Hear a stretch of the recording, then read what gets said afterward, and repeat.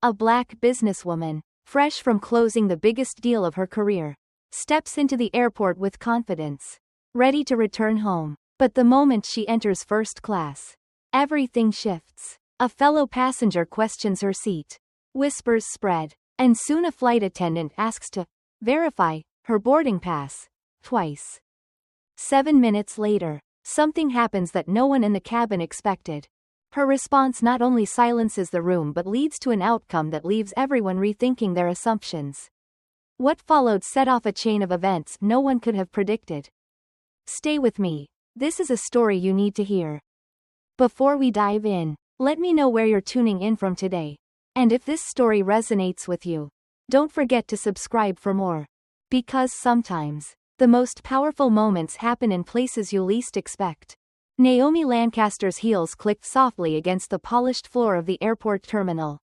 A sound that seemed to echo louder than the bustle around her. She walked with the kind of deliberate confidence one acquires after years of entering rooms not meant for them. The briefcase at her side wasn't just carrying paperwork, it carried the weight of every barrier she had broken to stand here. Ticket in hand, stamped first class. She wasn't nervous. Not anymore. But she had learned long ago that her confidence did not disarm everyone. At the gate, a quiet tension pooled in the corners of the room, settling into the spaces between polite conversations and the polite indifference of travelers scrolling on their phones. Naomi stood at the front of the boarding line, but the agent's eyes lingered too long on her ticket, her fingertips hovering just a little longer than necessary over the scanner. "Ms. Lancaster?" The agent smiled, but Naomi recognized the smile. It was the same one she had encountered in boardrooms, in country clubs, in the kinds of places where people liked to believe they weren't like that. "Yes?" The agent tilted her head, feigning concern. "I just need to verify something with the system." Naomi stepped aside, but not too far. Her eyes drifted across the room. A man in a crisp navy suit behind her, white, mid-50s, watched the exchange with faint interest. His gaze flicked between Naomi and the agent, his expression unreadable. The agent disappeared behind the counter, her absence dragging on longer than reason could justify. This wasn't about the ticket. Naomi felt it in her bones. That old familiar rhythm. It starts with doubt. She glanced down at the briefcase in her hand, recalling the signatures inside, the deals that had earned her this flight. She had flown enough miles to circle the globe 3 times over. And yet, here she was, still proving. When the agent returned, her smile was brighter but no less hollow. "All set. Thank you for your patience, Ms. Lancaster." Naomi nodded, stepping forward as the scanner beeped. Behind her, the man in the navy suit moved closer, offering a pleasant but distant nod. "Safe travels," he said, his tone friendly, but Naomi heard the undertone. "I hope they let you through next time." She said nothing, because the flight hadn't even taken off yet, and already she was climbing. Naomi Lancaster walked down the jet bridge, the narrow passage humming with quiet anticipation. The air was cooler here, thick with the unspoken rules of first class. It was not the kind of cold you felt against your skin. It settled deeper, in the pauses between polite nods and the flicker of eyes that measured without asking. As she stepped into the cabin, Naomi felt it. The brief but undeniable shift.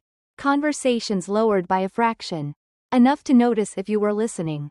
Heads turned, just slightly, as though something in the atmosphere had altered. It was not hostility. No one sneered. No one blocked her path. It was doubt. The kind of doubt that spoke volumes without saying a word. Naomi had grown intimate with this silence. Learned how to move through it like one walks through thick fog, slowly. With care, refusing to let it dictate her pace. She found her seat. 3A, a window seat. She placed her briefcase carefully in the overhead bin, mindful of the man seated directly across the aisle in 3B. His silver hair was neatly combed, his suit pressed to perfection. A gold watch caught the light as he crossed his arms and leaned back. Eyes fixed on her movements like she was a puzzle he couldn't quite solve. Naomi settled into her seat.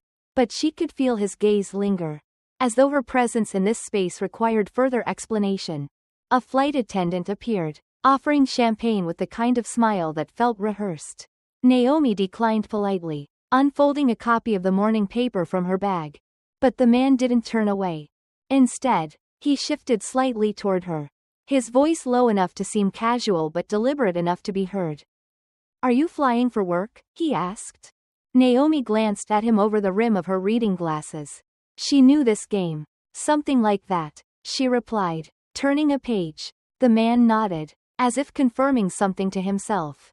His eyes drifted toward her briefcase. The embossed initials. The high-grade leather. "Not many women fly alone in first class these days," he mused, as if he were remarking on the weather. Naomi's lips curved into a small, unreadable smile. "Perhaps you're on the wrong flight," she said, meeting his gaze directly for the first time. His smile faltered, but he recovered quickly, shifting in his seat. It was a familiar dance. This careful exchange, a quiet battle over the borders of belonging. Naomi returned to her paper, but she felt the tension weaving itself into the fabric of the cabin, stitching small seams of discomfort between the seats. As the last few passengers boarded, Naomi wondered, not for the first time, how many miles one must travel before they stop asking if you belong. The answer, she suspected, had nothing to do with distance. The plane had not yet left the ground, but Naomi Lancaster could already feel the altitude shifting around her. It was not the kind measured in feet or flight paths, but the kind that settled between people, thin, fragile, and deliberate. She kept her eyes on the newspaper, though she hadn't turned the page in several minutes. Across the aisle, the man in 3B tapped absently on his armrest, his fingers drumming out a rhythm that spoke louder than his words ever could. The plane continued to board, each new passenger filtering past with the same flicker of recognition that Naomi had come to expect. Some looked, then quickly looked away, as if to pretend the moment hadn't existed. Others let their eyes linger, curiosity hanging on her presence like a question without a name. It was not personal. It never was. That was the danger of it. How impersonal prejudice could feel when wrapped in the soft edges of civility. A flight attendant approached, pausing just beside Naomi's seat. "Ms. Lancaster," the attendant said, polite but measured. "May I see your boarding pass again?" Naomi folded her newspaper carefully, laying it across her lap. She didn't ask why. She had learned long ago that to ask why was to invite answers she already knew. Without a word, she retrieved the ticket from her jacket pocket and placed it in the attendant's outstretched hand. The attendant studied it as if it held some secret, tilting it under the cabin light as if the embossment might betray something unspoken. Across the aisle, the man in 3B leaned back just slightly, watching the exchange with the quiet satisfaction of someone whose suspicions had been shared without ever being voiced. The attendant's face softened, whether with apology or disappointment. Naomi couldn't say, "Thank you, ma'am," she said, returning the pass with the delicate precision reserved for fragile things. Naomi held it a second longer, letting the silence settle. As the attendant stepped away, Naomi let her eyes drift back to the man across the aisle. He smiled faintly, the corners of his mouth curling in a way that suggested he had witnessed something inevitable. "Standard procedure," he offered, as if she had asked for an explanation. Naomi's gaze was steady, unwavering. "I suppose it depends on who you ask," she replied, turning her attention back to the newspaper. But even as she read, the words on the page blurred beneath the weight of unspoken things. It was not the questioning that lingered, but the ease with which it had been accepted. That was how it worked. Not with shouts, but with whispers. Not with locked doors, but with second glances. Not with refusal, but with the quiet suggestion that you may have taken a seat not meant for you. The plane had yet to take off, but Naomi felt the climb had already begun. The engines hummed beneath the plane, a steady vibration that filled the cabin with an almost soothing rhythm. Naomi Lancaster leaned back in her seat, crossing her legs with the deliberate ease of someone who knew she was being watched. The man in 3B had fallen silent, but silence was rarely neutral. His glances, though infrequent now, still held the quiet calculation of someone trying to make sense of an equation that didn't balance in his mind. Naomi could feel him searching for an explanation, something that would restore the natural order he believed existed. "Perhaps she's a celebrity," his eyes seemed to wonder. "Maybe she married well, or maybe Naomi smoothed the crease on her slacks, letting the moment stretch. She had seen this before. This slow unraveling of certainty in spaces where black women weren't part of the blueprint. The flight attendant returned, this time with a tray of drinks, offering glasses of champagne to each passenger with the kind of detached warmth reserved for the wealthy. When she reached Naomi's row, she hesitated for the briefest of moments, just enough for Naomi to notice. Champagne, ma'am? Naomi lifted her eyes. There it was again, that flicker. The attendant was polite, but beneath the surface, Naomi could sense the quiet negotiation taking place. This was the kind of pause that asked questions without words. Do you belong here? Is this your first time? Naomi offered a soft, practiced smile and took the glass. The man in 3B accepted him with the ease of someone who had been asked many times. In many places, without question, the champagne bubbled in Naomi's hand as she rested it lightly on the tray table. You don't drink? The man asked. His voice laced with a casual curiosity that tried too hard to sound indifferent. Naomi met his gaze, holding it just long enough for the moment to shift. I drink, she said smoothly, but I like to take my time. The man chuckled, though his laughter lacked conviction. Naomi could feel the weight of the cabin pressing in, the subtle architecture of race and class weaving itself through the smallest of gestures. The champagne. The glances, the pauses that said everything by saying nothing at all. It wasn't that they wanted her gone. No, that would have been too obvious. Too crude. They wanted to understand why she was here at all. And that, Naomi knew, was the more dangerous thing. As the plane began to taxi down the runway, she lifted the glass to her lips, sipping slowly. Not because she was thirsty, but because she understood the power in refusing to hurry. Let them wonder. Let them try to fit her into a narrative that could hold her. The wheels left the ground, and the plane climbed steadily into the sky. But Naomi could feel that the people around her were still wrestling with something much heavier than altitude. At 30,000 feet, the world below flattened into something distant and insignificant. But up here, in the quiet cradle of first class, the weight of history was harder to escape. Naomi Lancaster rested her head against the seat, gazing out at the endless stretch of sky. The clouds below looked soft, untouched, like something that had never been pulled apart by human hands. But even at this altitude, there were borders, invisible lines drawn between people who shared the same air but not the same space. The man in 3B shifted again, pretending to stretch but stealing another glance in her direction. It was subtle, almost careful. But Naomi caught it. She always did. The thing about men like him, Naomi thought, was that they rarely said the thing they were thinking. That would be too simple, too crude. Instead, they stitched their discomfort into the small moments, into the space between words, into the way they watched without ever fully looking. The flight attendant returned, clearing glasses from the tray tables. When she reached Naomi, her hand hesitated just long enough to betray her. Would you like another drink, Ms. Lancaster? Naomi glanced down at her untouched glass. The bubbles had settled. No, thank you, she replied softly, lifting the glass just enough for the attendant to take it. The man smiled faintly as if to say, I knew you wouldn't drink it. Naomi turned her attention to the book in her lap, but the words swam in and out of focus. She had come to understand that moments like this weren't really about her at all. They were about him. About what he had been taught to expect and what her presence interrupted. Because here she sat, in first class, wearing the tailored weight of her own success. An embodiment of something that did not fit the stories men like him told themselves. Naomi flipped the page, her eyes skimming over the words.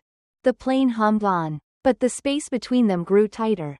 It wasn't the air pressure. It was the quiet war being waged beneath polite smiles and champagne flutes, beneath the soft hum of jet engines. And Naomi knew, long before the wheels touched the ground, that the battle was far from over. The cabin lights dimmed as the flight settled into its rhythm, the quiet hum of altitude pressing softly against the windows. Naomi Lancaster closed her eyes, but sleep felt far away. Across the aisle, the man in 3B had stopped pretending. His gaze, though careful, no longer bothered to disguise itself behind the veil of politeness. Naomi could feel it. Not just his eyes, but the shape of his thoughts, curling tightly around the question he dared not ask aloud. How did you get here? It was the same question, recycled over and over, dressed in different words but never truly changing. She had heard it in boardrooms, hotel lobbies, country clubs, spaces that had long assumed her absence. The plane felt smaller now.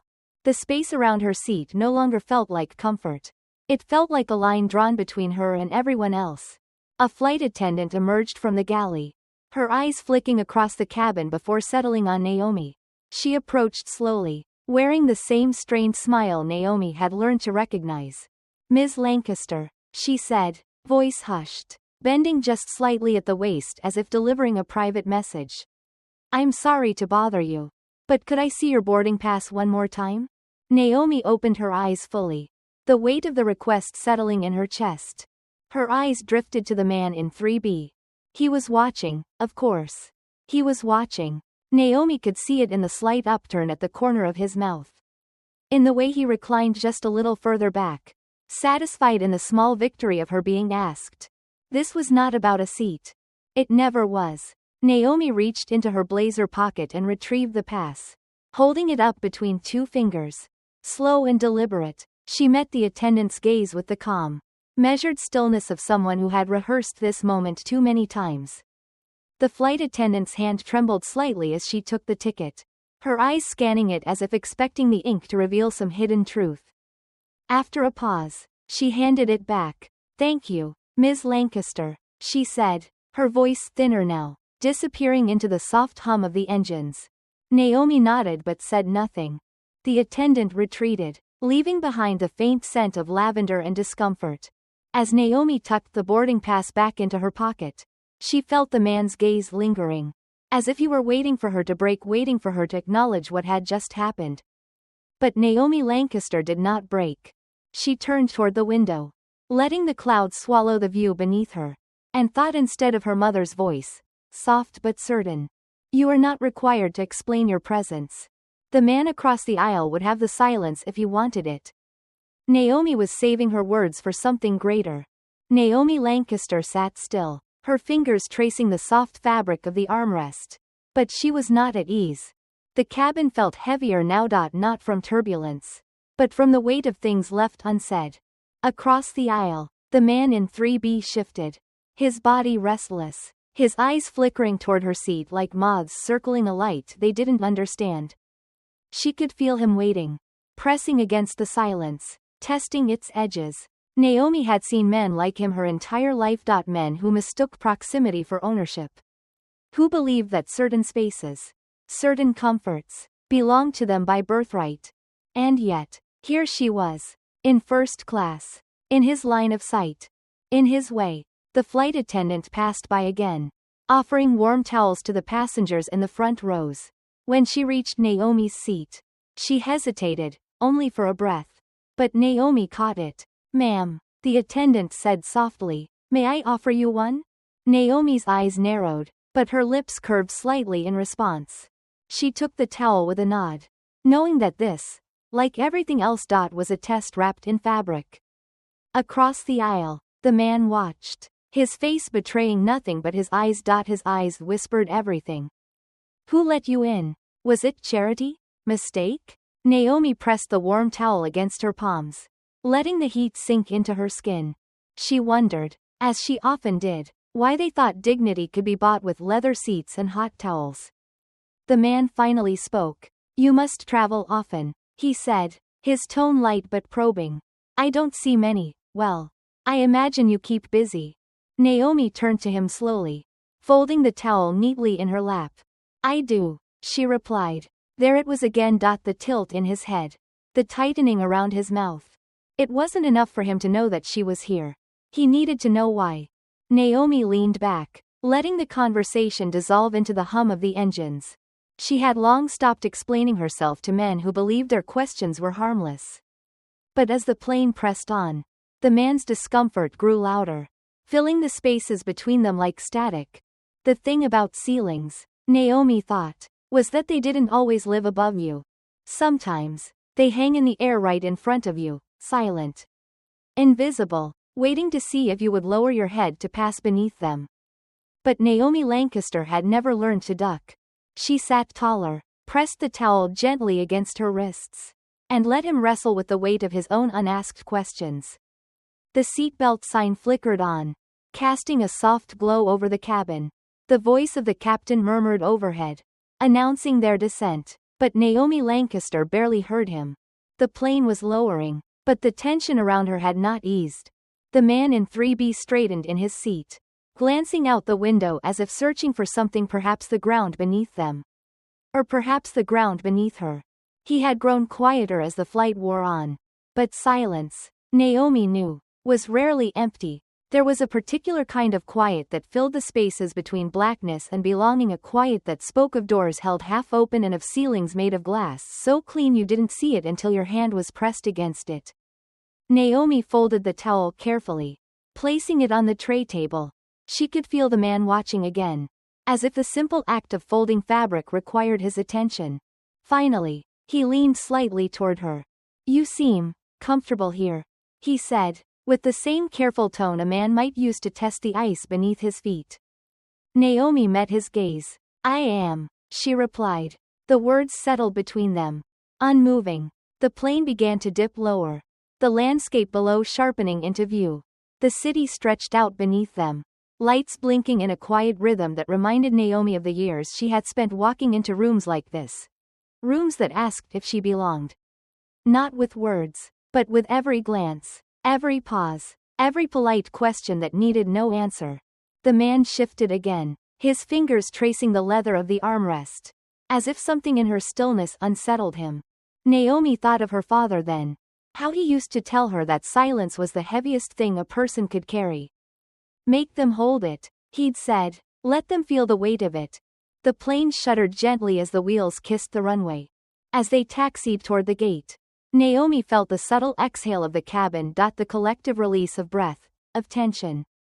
Though not all of it had left. The man unbuckled his seatbelt, gathering his things with slow precision.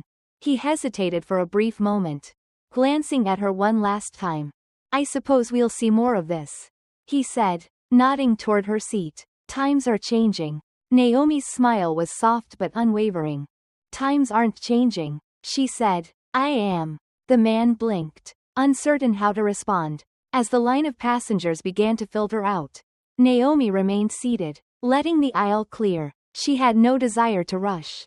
When she finally stood, she felt the space she left behind. 3A, like an imprint. A marker for the next woman who might sit there. Some battles, Naomi knew, were fought without swords. Sometimes, the quiet weight of existing where you were not expected to be was enough to shift the ground beneath you. And sometimes, that was how ceilings cracked. By the simple act of refusing to break under them.